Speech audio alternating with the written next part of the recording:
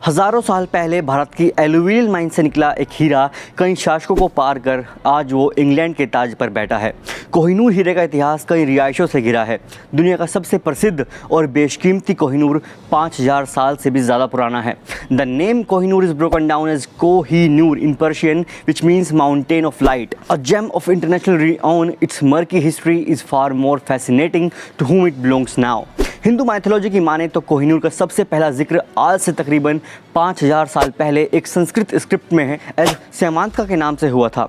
लोगों की माने तो सैमांतिका और कोहिनूर एक ही पत्थर का नाम है जिसके साथ एक सालों पुराना श्राप यानी कि कर्स जुड़ा हुआ है। According to its curse, he who owns this diamond will own the world but will also know all its misfortunes. Only God और a woman can wear it with impunity. इसका मतलब है कि जो भी इस हीरे को पहनेगा उसे हमेशा इसे पाने के लिए संघर्ष करना होगा। सिर्फ खुदा और महिलाएं ही इसे बिना किसी खून खराबे के पहन सकती हैं। कि श्राप कितना सही है और कितना गलत, ये तो आपको इसका इतिहास सुनकर ही समझ आएगा। ईयर 1303 यानी कि सन 1303 के आसपास मालवा के राज्य से संबंधित ऐतिहासिक ग्रंथों में कोहिनूर का जिक्र हुआ, जिसके मुताबिक ये हीरा मालवा के राजा के पास था। Owing to its antiquity, the exact origin of Kohinoor is merely based on speculations. It is reported that it belonged to the ruler of an ancient Oriental kingdom in 3000 BC. Seismologist हर्ष के गुप्ता की study बताती है कि यह पहली बार गुंटूर, जो कि वर्तमान में आंध्र प्रदेश है, वहां से खनन किया गया था। फिर 1304 में इस हीरे पर दिल्ली के बादशाह अलाउद्दीन खिलजी का कब्जा रहा। कोहिनूर उनके पोजीशन में 2 दशकों यानी 20 साल से भी ज्यादा समय तक रहा। सन 1339 कोहिनूर को अफगानिस्तान के समरकांड ले जाया गया, जहां वो अगले 300 साल तक रहा। 1500 शताब्दी में जब मुगल रूलर बाबर ने हिंदुस्तान पर फतह की तो उनके साथ कोहिनूर वापस लौट आया। बाबरनामा के हिसाब से when Babur defeated Ibrahim Lodi, Kohinoor return to its birth place and its value was equal to the half day production cost of the whole world.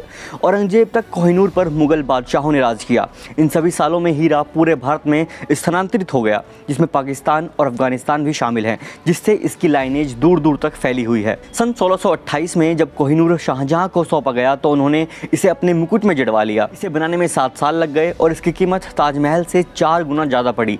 पुराने मुकुट में कोहिनूर के साथ बेशकीमती तिमर रूबी भी जुड़ गया। इस मुकुट का नाम पड़ा शाहजहां पीकॉक थ्रोन, जिसकी चर्चा सिर्फ हिंदुस्तान में ही नहीं बल्कि दूर देशों में भी होने लगी।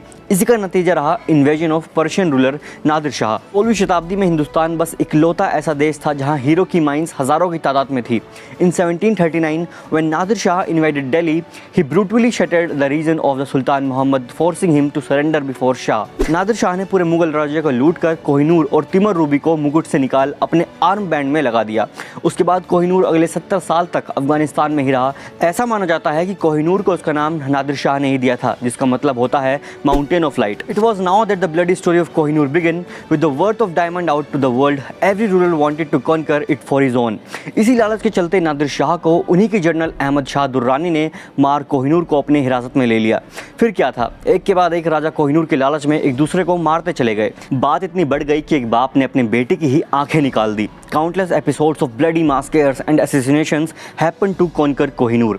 1813 में कोहिनूर वापस हिंदुस्तान लौटा जब अहमद शाह के डिसेंडेंट ने इसे रंजीत सिंह को सौंपा in exchange for Shah Shuja's throne of Afghanistan. लेकिन उस समय तक अंग्रेजों ने हिंदुस्तान पर अपने पैर मजबूत कर लिए थे।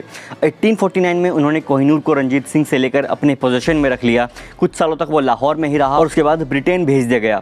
खास बात यह रही कि कोहिनूर के ब्रिटेन पहुंचते ही वो चोरी हो गया। कई मशक्कतों के बाद अंग्रेजी फौज ने इसे ढूंढ निकाला और सन 1850 में क्वीन विक्टोरिया को दे दिया। कोहिनूर को जब क्रिस्टल पैलेस के एग्जीबिशन में लगाया गया तो किसी को यह हीरा पसंद नहीं आया। वहीं बाकी हीरो की तरह कोहिनूर की अपनी चमक फीकी पड़ चुकी थी। And thus the queen ordered it to be shaved to achieve the correct shine. The diamond was taken to the Dutch jeweler Mr. Cantor, who shaved the original 186 carat diamond, which was 37.2 gram, and reduced it to the current 105.6 carats, which is now 21.12 gram।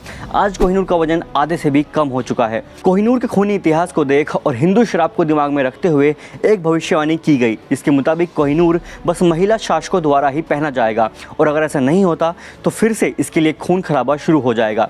इसी वजह से Kohinoor queen Victoria के बाद सिर्फ England की महिला शासकों ने ही पहना। India's legacy and the world's most precious gemstone today reside in the Tower of London with Britain maintaining its ownership. Though Kohinoor is not the only thing India lost to the colonial conquest, it remains one of the most integral parts of our history, not because of its value but also due to its lineage।